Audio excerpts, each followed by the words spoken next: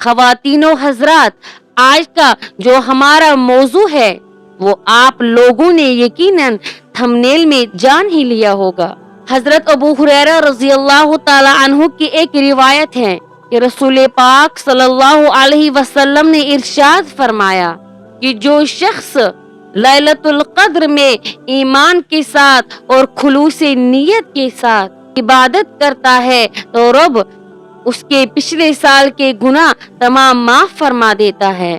इसी तरह हजरत उम्मे आयशा रज़ी अल्लाह ताला अन्हा की एक रिवायत है कि रसूल पाक सल्लल्लाहु अलैहि वसल्लम ने इरशाद फरमाया कि लैलतुल क़द्र को रमजान के आखिरी ताख रातों में तलाश करो। अब ये ताख रातें कौन सी हैं?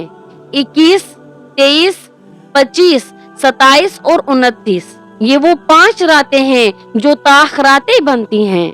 शबे कद्र में इबादत करना, शबे कद्र में रात को जागना और शबे कद्र में मेहनत करना, ये हमारे नबी सल्लल्लाहु अलैहि वसल्लम का एक खास और महबूब अमल है। यहाँ पे गौर करने की बात है कि हमारे नबी पाक सल्लल्लाहु अलैहि वसल्लम वो तो मासूम थे, बख्शे बख्शाए थे, अल्लाह ताला के महबूब थे और पूरी उम्मत के सरदार थे। इसके बावजूद भी वो शबे कद्र को तलाश फरमाते थे। इसीलिए हमें यहाँ से अंदाजा लगाना चाहिए कि हमें इस रात को यानी शबे कद्र को हासिल करने के लिए, पाने के लिए किस कद्र मेहनत करनी चाहिए, किस कद्र जिदोजहद करनी चाहिए। एक रिवायत के मुताबिक हजरत उम्मे आयशा रज़ी अल्लाह ताला अन्हा आप सल्लल्लाहु अलैहि वसल्लम से अर्ज करती हैं, या रसूल अल्लाह सल्लल्लाहु अलैहि वसल्लम, अगर मैं इस रात को पालूं तो मुझे फरमा दीजिए कि मैं इस रात में कौन सी दुआ मांगूं।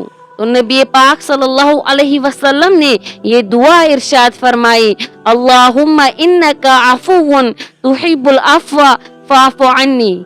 इसलिए हमें भी चाहिए कि हम इन ताक रातों का एहतिमाम करें और इस दुआ को कसरत से पढ़ें। और भी बहुत सी नफली इबादतें हैं, हमें नफली इबादतों का भी एहतिमाम करना चाहिए। कुरान करीम की तिलावत करनी है, अपने लिए, अपने मरहुमीन के लिए और पूरी उम्मत मुस्लिमा के लिए दुआएं मांगनी है। और खुसूसी तौर पर अहले फिलिस्तीन के लिए, वहाँ के मजलूम बच्चों के लिए, वहाँ के शुहदा के लिए, वहाँ की मासूम बच्चियों के लिए और वहाँ के जो हालात है उन सब के लिए हमें खुसूसी दुआएं करनी चाहिए। ये जो लैलतुल क़द्र की रात है ये पूरे साल में सिर्फ एक बार आती है। बहुत जल्द हाजिर होंगे इसी तरह के किसी और नए मौजू के साथ। तब तक के लिए अल्लाह हाफिज।